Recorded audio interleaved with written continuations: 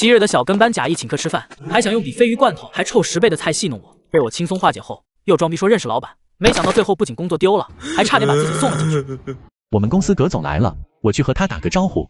待马小峰离开，柯丽蓉满脸骄傲的道：“小峰在他们公司很受重视的，你们看，葛总跟他可熟了。”走到葛清泉面前，马小峰放低了姿态，带着谄媚的表情道：“葛总，这么巧，你也来这里吃饭啊？”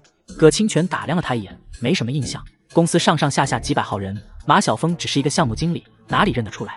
还是旁边的项目部总监帮忙说了几句。这是花之园项目的经理马小峰，能力还不错。葛清泉嗯了声，和马小峰随意的握了握手。小伙子好好干，很有前途的。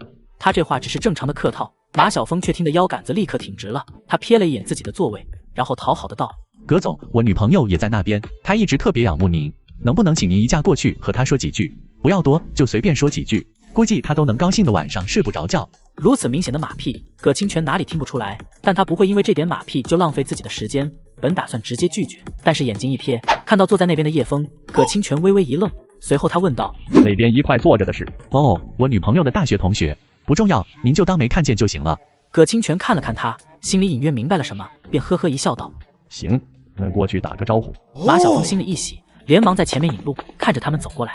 柯丽蓉脸上的骄傲之色更浓。看到没有，我老公一句话，葛总就来了，厉害吧？唐仲威没有接话，只看向自己的丈夫。之前从大哥口中听说过葛清泉对叶枫很看重，但他并不是很清楚到什么程度，是不是在吹牛？眼下葛清泉来了，刚好验证一下。至于叶枫自己，头都没抬，自顾自吃着鱼肉。很快，葛清泉一行人来到跟前，马小峰满脸高傲的道：“介绍一下，这位是我们万顺地产的葛总，本地知名的大企业家。那个谁，你是没吃过饭吗？看到人来了都不知道打招呼，太没礼貌了吧？”马小峰心里现在快活极了。你叶枫不是见多识广吗？就算你知道这条鱼怎么吃，又有什么用？不始终还是个在菜市场卖水果的底层吗？可我不一样，我马小峰一句话，公司老总都得给面子，跟我比，你算个屁呀！看着唐仲威那绝美的面容，他心里已经开始想象着这个漂亮女人被他的能力和人脉折服，转投他怀抱的画面了。没想到下一秒，葛清泉却向着叶枫露出满脸客气的笑容。叶先生，好久不见，说好去家里做客的，怎么一直没来？这位是弟妹吧？真是人间绝子，也只有叶先生这样的人才才能配得上吧。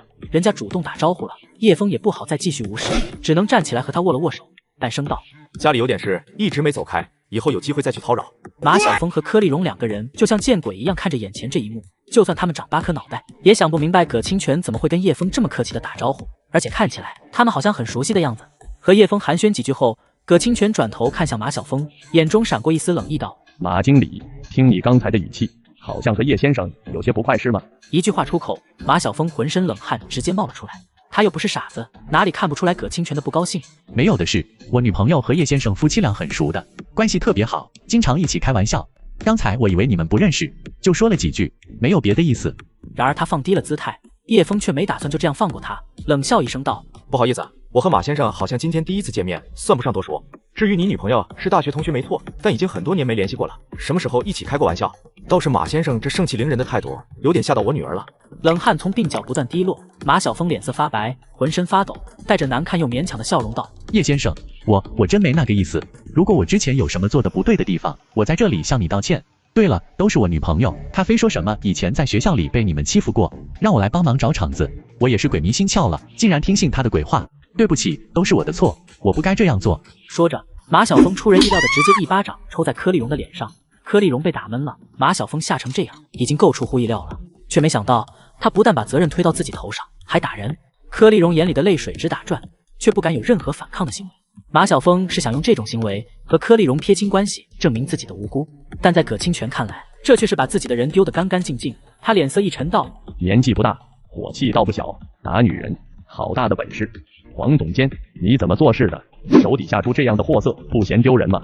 马上给我滚回公司，去找财务部把他工资结算了。从现在开始，我不希望在公司里看到他，不然的话，你也给我滚！”项目部总监心里又气又慌，连忙道：“葛总放心，我马上就去公司把他开了。对了，我听说有人投诉他违规收供应商的红包，请客吃饭什么的，回去也得仔细查查。如果真有这样的事情，一定要让他接受法律的制裁。”马小峰两腿发软，差点一屁股瘫软在地。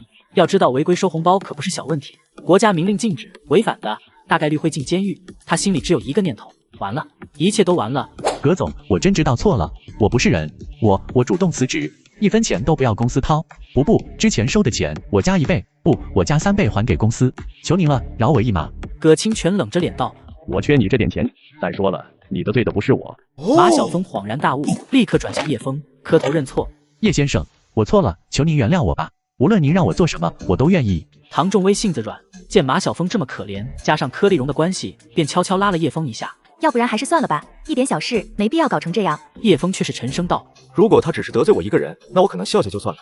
但他对你不尊重，还想图谋不轨，这是我不能容忍的。”龙有逆鳞，人也有底线。听到丈夫的话，唐仲威心里顿时感到无比的甜蜜。他点点头道：“我明白你的意思，但还是算了吧，做人留一线嘛，好不好？”最后几个字，他已经带着点撒娇的味道了。叶枫心里一软，冷哼一声道：“既然我老婆说算了，那就算了吧。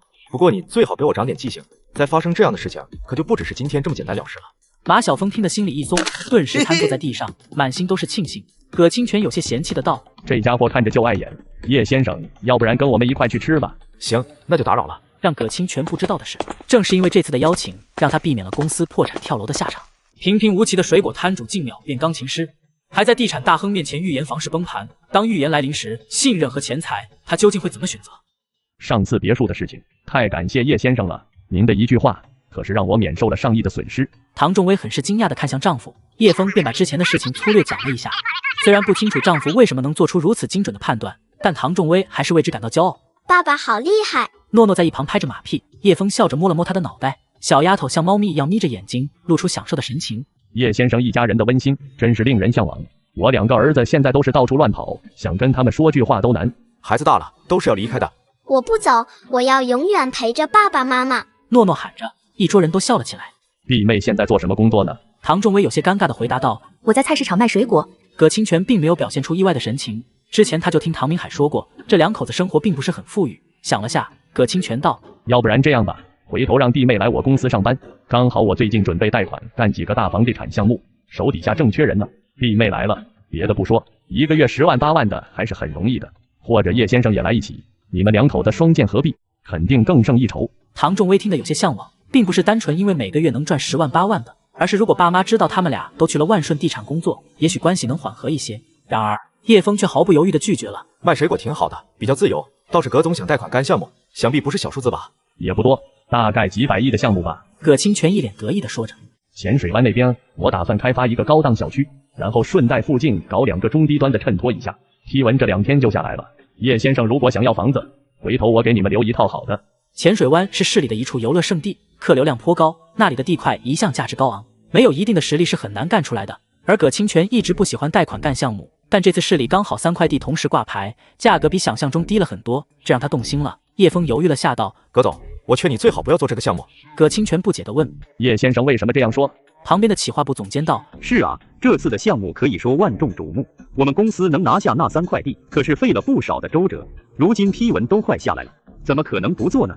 叶枫看着葛清泉，很诚恳地道：“直觉告诉我，房地产项目在国内热度实在太高了，恐怕用不了多久，国家随时就会发政策限制房地产发展。你们应该都知道，我们在很多科技领域都被国外围困吧？未来的世界一定是科技为主，而国内不管什么行业，现在都在做房地产。短时间看起来好像赚了很多钱，实际上对长期发展是极其不利的。都想赚快钱，就没人愿意投资未来了。”葛清泉哑然失笑：“叶先生多虑了吧？你可能不知道，现在房价一天比一天高。”国人买房的热情高涨，今年的贷款资金比去年高了最少30%，估计明年还会更高。怎么可能会出政策限制呢？真要限制的话，很多房企会死人的。叶枫摇摇头道：“和国家发展相比，企业的生死无足轻重。正因为房地产现在是支柱产业，才更需要提前刹车，迫使资金转向。反正话已经说到这里，可能对，也可能不对。葛总就当听个笑话就好，不必太在意。”作为重生者的他知道，就在这2年，国家的政策将发生巨大的改变，对房地产进行1年比1年严格的限制。葛清泉觉得房企太重要，国家不可能随随便便出台反向政策，因为那样会让很多人失业，让很多富豪破产。可他根本不明白，当国家的战略目标转向时，不管是谁都必须跟着走。从葛清泉的表情来看，应该也没往心里去。这时候，诺诺忽然拉着叶枫的手道：“爸爸，你会弹钢琴吗？”小丫头可能是看出气氛不好，想转移一下话题。叶枫笑着点头道：“会一点。怎么，你想听吗？”“嗯。”诺诺用力点头。“好，那我去给你弹一首。”叶枫说着就站起身来，唐仲威连忙拉住他，有些慌张的低声道：“你疯了吗？你什么时候学过钢琴啊？这里这么多人，别上去出丑。”叶枫笑呵呵地拍了拍他，安心坐着，一会不要太惊讶。说完，他离开了座位。叶先生这是要去弹钢琴？唐仲威不知道该说什么，只能闷闷的道：他根本不会，就是去瞎玩的，也不怕人笑话。葛总，一会您千万别介意，他这个人有时候做事就是稀里糊涂的。葛清泉哦了一声，并没有太在意。就算叶枫不会弹琴，也没什么大不了的，当着孩子面吹牛嘛，大多数做父亲的都会这样。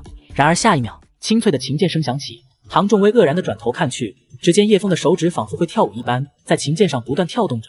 他的动作没有所谓的钢琴大师一样前后晃动，看似无法融入自己的情绪，但仅凭优秀的技巧，已经令人叹为观止。曾经浪迹欢场多年的叶枫，最擅长的事情有很多。如果说种类的话，那么但凡和撩妹能沾边的，他都会。丽妹，你不是说他不会弹琴吗？这弹的可以啊。何止是可以，餐厅里的食客都在向这边看，还有很多人拿起手机拍摄。当最后一个音节落下，餐厅里依然回荡着那慷慨激昂的调子。诺诺小脸激动的通红，喊着：“爸爸好厉害！”葛清泉满脸赞叹道：“叶先生这钢琴实在弹得厉害，我当初给儿子请的老师也没弹得这么好。”可不是，看得我都傻了，这简直就是钢琴大师啊！那边还有几个美女往这看呢，叶先生这魅力真是满的要溢出来了。唐仲威顺着他们的目光看去，果然见隔壁桌子几个漂亮的女孩都在往这边看。从他们的眼神来看，显然是对叶枫产生了极大的兴趣，这让唐仲威颇为吃醋，心里下意识觉得不舒服。这时候，叶枫拍了拍他，低声道：“别想太多。”唐仲威抬起头，看着他清澈的目光，心逐渐放了回去。他微微一笑，点头道：“你弹得真好，什么时候学的？”有一段时间了，一直没跟你说。唐仲威没有继续追问，丈夫什么时候学会弹琴的，一点也不重要。爸爸好棒，我也要学钢琴。叶枫摸着小丫头的脑袋，笑着道：“行，等我们换了房子，就给你买架钢琴。”有了这么一个小插曲，众人对叶枫的态度变得更加热切。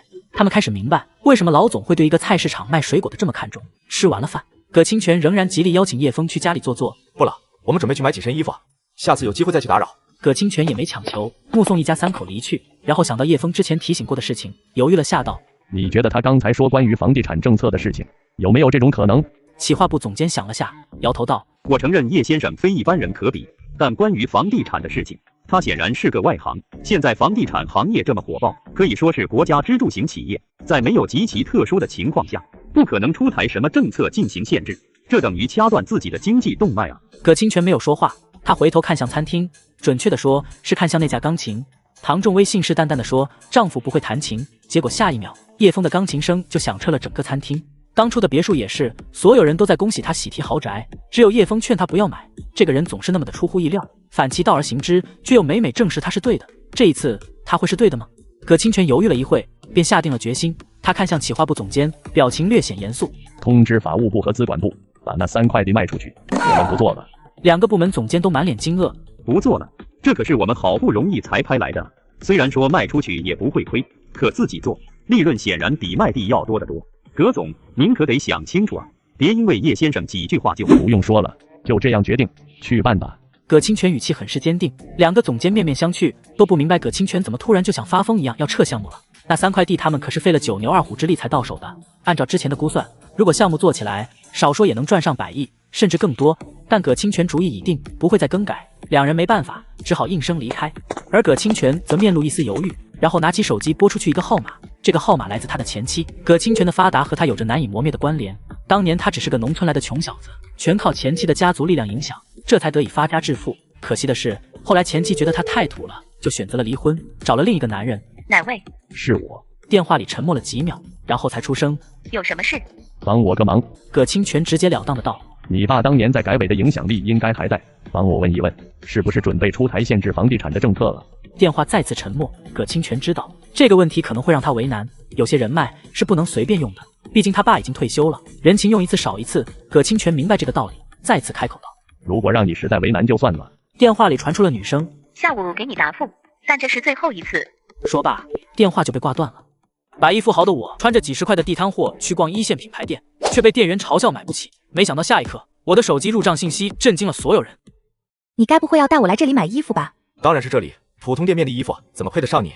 可是这里的衣服好贵的，随随便便就得好几千。算了吧，我可穿不起那么贵的。唐仲威的话没有说完，便被叶枫抓住了肩膀，他满脸认真的道：“也许你不会明白，我已经不再是我。无论以前发生过什么，我只希望你知道，从这一刻开始，你的人生将和过去彻底告别。我会让你成为世界上最幸福的女人，而钱花在你身上，永远都不会用错。”唐仲威愣愣地看着他，忽然眼眶发红，差点被感动得要流眼泪。以前的丈夫可从来不会说这种甜言蜜语，她没有再反对，只是依偎在他身边。我现在就已经是世界上最幸福的女人了。妈妈，妈妈，我也要成为最幸福的女人。诺诺喊着，叶枫和唐仲威都被她逗笑了。小丫头嘿嘿笑着在前面跑，无比欢乐。没一会儿，几人来到了一家一线品牌店，一名女销售走过来，刚准备打招呼，便被另一人拉住。干嘛？那个女销售不解地问。同伴示意她看一下叶枫一家3口的打扮，然后低声道：你也不看看他们那一身，加起来估计连1000块都过不了，而且一看就知道穿很多年了。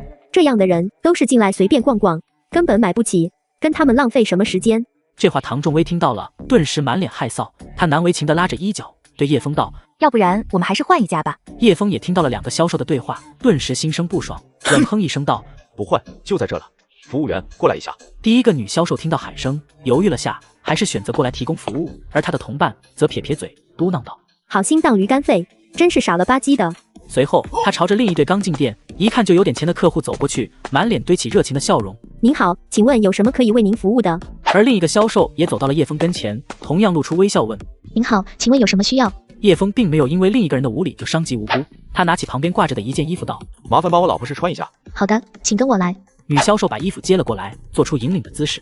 唐仲威有些忐忑地看着叶枫，直到在丈夫脸上看到了鼓励的神情，这才跟着去了试衣间。不多时，唐仲威换好了衣服，从试衣间里走了出来。她本来就是身材绝佳的女子，配上那副美艳的样貌，在衣服的衬托下，就像大明星一样。店里几人都被吸引来了注意力，之前那名出言不逊的女销售也是一样。她撅起嘴，再次嘟囔着：好看有什么用？又买不起。身前的女子看到丈夫朝着唐仲威看个不停，顿时心生醋意，狠狠掐了一下丈夫的胳膊道：有那么好看吗？眼睛都直了。看他之前那打扮，不知道从哪来的土包子。你们男人眼里就只有这副臭皮囊吗？男人被训得满脸尴尬，这才收回了目光。而销售员则趁机附和了几句，把唐仲威批判的一文不值。那女子心情转好道：反正我不管，这2件衣服我都要了。好好好，给你买，给你买。男人一脸的无奈，衣服虽然价格高达上万，但为了弥补之前的过错，只能掏钱了。领着2人去收银台结过账之后，销售员挂着一脸得意的笑容，因为他看到唐仲威已经在试衣间出入至少4次，试了这么多都没要买的意思，显然是怕就这样走了会被人笑话。换回自己原来的衣服后，唐仲威对着叶枫摇头道：算了，都不怎么好看，还是去别家看看吧。叶枫哪里不明白他的想法，这几套衣服都很适合他，一件比一件好看。唐仲威故意说反话，无非是觉得太贵了。叶枫没有管他怎么说，直接对旁边的女销售道：把刚才那几件都包起来，我要了。女销售顿时愣住了，因为她本来也没觉得唐仲威会真的买下这些衣服，只是基于基本的职业素养去服务自己的客户罢了。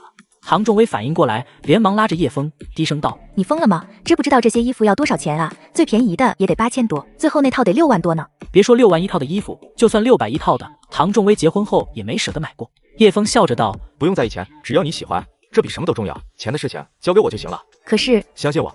叶枫正视着他的眼睛，满脸的认真。唐仲威实在说不出拒绝的话，最后只好叹口气道：我就怕买回去会后悔。不会的。叶枫笑了笑，对旁边的女销售道：去包起来吧。女销售这才反应过来，但她没有第一时间按叶枫说的包衣服，而是犹豫了下，然后低声道：先生，我能理解您的心情，如果是我同事对您造成了困扰，我替他向您道歉，但我还是觉得您没必要为了一时之气花冤枉钱。一线品牌的衣服好是好，但性价比并不高的。叶枫颇为意外，他见多了为了名利争到头破血流的人，但是能主动让别人不要花钱的销售还是头一回见。上下打量了一番这名女销售，叶枫问道：你的业绩应该不太好吧？女销售表情有些不自然，却也没有否认道：的确不怎么好。可以理解，你太为客户考虑了，对一名销售来说，这并不能算是个优点。女销售苦笑道：可能是这样吧，但我也改不了。改不了也挺好的，去包起来吧。放心，我们并不是像你想象的那么穷，几件衣服还是能买得起的。见他如此坚定，女销售也不好再多说什么，只能去把衣服包起来。叶枫干脆利索地结了账，之前那名销售员则走了过来，看到包了这么多衣服，而且总账超过了10万块，比自己要多出几倍，他顿时心生不爽。他阴阳怪气的道：哎呦，这都超过10万了，挺有钱啊。女销售连忙拉了他一下道：你别这样。我哪样了？我不是夸他有钱吗？销售员嗤笑一声道：穿着一身地摊货，装什么啊？我跟你说，这样的人我见太多了，现在装得很大气，其实用不了几天就会来退货，麻烦的要死。他话音刚落，叶枫的手机响了起来。您的银行卡进账300万元整，余额492万6700元。百亿富豪的我，穿着几十块的地摊货去逛一线品牌店，却被店员嘲笑买不起。没想到下一刻，我的手机入账信息震惊了所有人。穿着一身地摊货，装什么啊？我跟你说，这样的人我见太多了，现在装得很大气，其实用不了几天就会来退货，麻烦的要死。他话音刚落，叶枫的手机响了起来。您的银行卡进账300万元整，余额492万6700元。听到播报音，两个销售惊呆了，入账300万，余额有将近500万。那名女销售忽然明白自己也许真的弄错了，眼前这个穿着打扮普通的人并不是穷人，他只是低调而已。可他的同伴却在反应过来后，很是不爽的道：“怎么可能有400多万？假的吧？”叶枫看了一眼转账记录，正是何元良打来的，后面还有留言：“感谢您，已经找到他了。”看到留言，叶枫笑了笑。对于那名销售员的质疑，叶枫没有任何废话，直接打开手机银行放在他面前，淡声道：“虽然炫富并不是很有意义的行为，但你最好睁大狗眼看清楚，到底是不是假的。当然了，你也可以说我临时找了一张截图，或者这是一个假的页面，除非拿出来400万现金才能证明。不过那样的话，我会觉得你蠢到无可救药了。”叶枫说话很难听，但他并不认为这是错误的。自己一家人来到这里买衣服，并没有做什么出格的事情，他凭什么看不起人呢？就因为你在一线品牌的服装店里工作，卖着价格昂贵的商品，就有这个资格吗？那不好意思，我比你有钱，你算什么东西？听着叶枫难听到极点的话语，销售员脸色涨红，却说不出任何质疑的话。400多万的余额，绝对是毫无疑问的大客户，而自己却把人得罪成这样，他满面难堪，有点想哭。这时候连店长都被引了过来，大致了解了一下情况，然后便沉下脸来，对那名销售员呵斥道：“你搞什么鬼？不知道客户是上帝吗？还不快点道歉！”不用了，如果道歉有用的话，世界早就和平了。你们的品牌知名度这么高，可销售员的素质却如此低下，实在令人失望。这件事如果没有一个让我满意的结果，我会直接向你们的总部进行投诉。店长脸色异常难堪，身为管理层，如果业绩做得好，或许能晋升大区经理甚至总裁，可如果叶枫投诉，别说升迁了，还能不能继续做店长都是个问题。店长心一狠，转头对那名销售员道：“这个月的工资和上个月所有的提成全部扣除，还有，如果再发生类似的事情，我不管是谁的问题，你都会被立刻辞退。”销售员的脸色发白，终于忍不住哭出来。一个月的工资倒还好，几千块而已，但整个月的提成都被扣了，那可是将近2万块啊！要知道他平常的生活都很奢靡，工资基本月光，如果这2个月的工资都被扣的话，他估计连房租都付不起了。唐仲威可能是觉得这种处罚有点狠了，便劝说道：“算了吧，其实也不是什么大事，没必要。”叶枫摇摇头，坚持道：“这种处罚一点也不为过，反而还有点轻了。也许你觉得罚他几万块已经很严重，实际上这个时代网络信息如此发达，民众对歧视的行为又十分厌恶。倘若今天的事情发到网络上去，引发了舆论，到时候他们品牌损失的可就不是几万块那么简单了。全国各地所有的民众都可能会抵制他们的品牌，往大了说，这是可能造成几千万乃至上亿的损失。”叶枫所说的话，唐仲威未必能听得明白，可那位店长却听得清清楚楚。他脸色发白，心里猛然明白自己低估了这件事的影响力。他扫视着四周，的确发现有些人在拍视频。店长心里发慌，连忙对叶枫道：“这位先生，今天的事情实在对不起，是我们没有教育好店员的价值观，给您造成了困扰，非常抱歉。这样，您今天所有的消费全部免单，就当做是我们的一点心意了。如果您依然觉得不够，那我立刻将他辞退，永不录用。”销售员脸色发白，终究被吓得一屁股跌坐在地上。叶枫瞥了他一眼，正要说话的时候，唐仲威拉了他一下，低声道：“我虽然不明白你的意思，但也知道你说的没有错。可话说回来，他也只是个打工的，别太为难他了。人都有犯错的时候，我相信经过这件事，以后他不会再犯下类似的错误了。”听到唐仲威的话，那名销售员也赶紧求饶道：“我知道错了，都是我的错，我不该小瞧您，是我狗眼看人低。”店长也适时的说了一些恭维话，看到对方已经把姿态放得很低，加上唐仲威的劝说，也就没打算再继续逼迫。行了，既然我老婆选择原谅他，我也就不为难他了。至于免单的事情就算了，我不缺这点钱。另外，你们的这个销售很好，不会因为别人的穿着打扮就降低自己的职业素养，有必要重点培养一下。旁边的女销售听得心里惊喜，没想到叶枫会在这个时候夸赞她一番。店长看了那名女销售一眼，点头道：“我会记住您的建议的，这件事会上报总部。李丽，我这里先给你记一功，具体怎么奖励，回头看大区总部的决定。”那名女销售连连摇手道：“没关系的，没关系的，我只是做了自己应该做的事情，不用奖励什么。”叶枫开口道：“不要习惯性的拒绝自己应得的奖励，因为这对你来说是坚持原则的工具。只有拿到奖励，你才会更加坚信自己没有做错。”女销售看着叶枫，随后用力点头道：“我会记住您说过的话。”她不知道叶枫是谁，但从这个男人身上能感受到一股难以言喻的气质，那种气质就好像在电视里看到的亿万富豪。唐仲威也看着自己的丈夫，心中澎湃不已。她第一次发现丈夫竟然如此的有魅力。直到叶枫一家3口的身影消失不见，店长才看向身边的女销售，低声道：“这个人很不简单，你能得到他的赏识，是人生的一大机遇。以后好好干，我有种预感你会做的比我更好。”李丽有些不好意思的低着头，她还没有那个自信能与店长比肩。此时的叶枫一家3口正站在路边等出租车，忽然有一人走过来拍了唐仲威一下，等他转过头去，对方笑呵呵的道：“还真是你啊，大侄女，这么巧，你也来逛街？打招呼的是个中年妇女，名叫赵香桃，是唐家的邻居，不过两家的关系只能算一般，说不上特别好。尤其赵香桃这个人特别喜欢八卦，嘴碎。当初叶枫的事情，他可没少在背后拱火。唐仲威对他的印象有点差。是啊，你也来逛街吗？这不，给我儿媳妇买点衣服穿。赵香桃看了眼叶枫手里提的袋子，有些惊讶的道：哟，大牌子啊，还买了这么多，这得多少钱啊？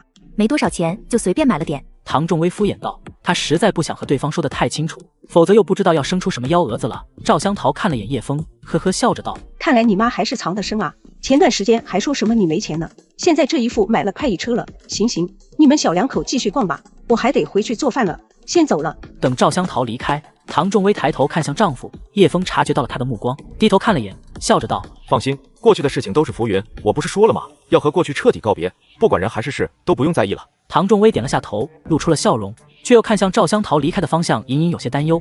半个小时后，赵香桃回到了小区，刚好碰到散步的宋月如，她立刻凑过去道：宋姐，你可真能藏啊！只因八卦邻居的挑唆，丈母娘竟暴怒上门，掀翻餐桌，岌岌可危的家庭关系最终会如何走向？宋姐，你可真能藏啊！宋月如满脸不解地看着他，什么真能藏？你女婿和女儿啊，你还说他俩没钱，可我看他们真是有钱极了。宋月如听得更是满头雾水，不明白他在说什么。赵香桃便道：我刚才去商业街给未来儿媳妇买东西，结果你猜怎么着？刚好碰到你女婿和女儿也在那买衣服，而且买的还是1线大品牌。那里的衣服我以前看过，随便一件都得好几千，还有卖好几万的呢。他们俩手里都是袋子，少说也得有个4、5件，这不得几万块能打得住？你说他们没钱，真没钱能去那买这么多衣服？哎，我们又不找你家借钱，干嘛吓成这样，还特意撒个谎？宋月如听得满脸愕然，随后脸色就沉了下来。你是说看到他们买了好几万的衣服，不会看错人吧？当然不会，这我能看错吗？我还特意去和他们打了招呼呢，保证没错。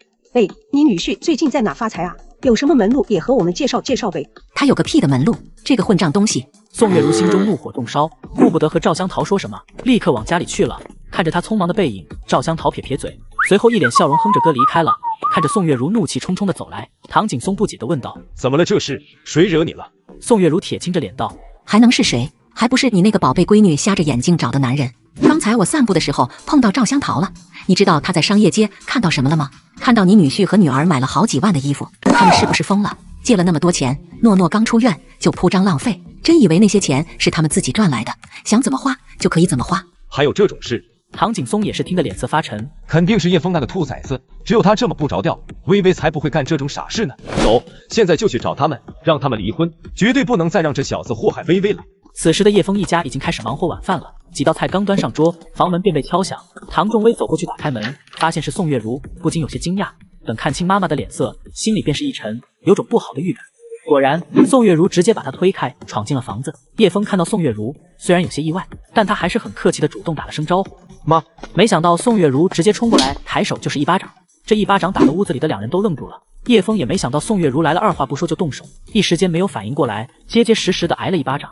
他心里顿时升起了怒火，却没有爆发，只沉着脸退后2步道：妈，你这是什么意思啊？别喊我妈，我不认识你。宋月如说完，转身拉着匆匆而来的唐仲威：走，跟我回去，明天就把婚离了，以后我养你。唐仲威想也不想地甩开他的手，愤怒的道：妈，你干什么呀？好端端的，干嘛要打人？打人？他不该打。宋月如指着叶枫骂道：你赵阿姨回来就跟我说了，看到你们去商业街买了好几万的衣服，你们自己什么条件，心里没点数，消费得起那么贵的东西吗？叶枫，我早知道你是扶不上墙的烂泥，但你不能这样祸害我女儿。你借了几百万的外债，有本事就自己去还，别想把我女儿拖下水。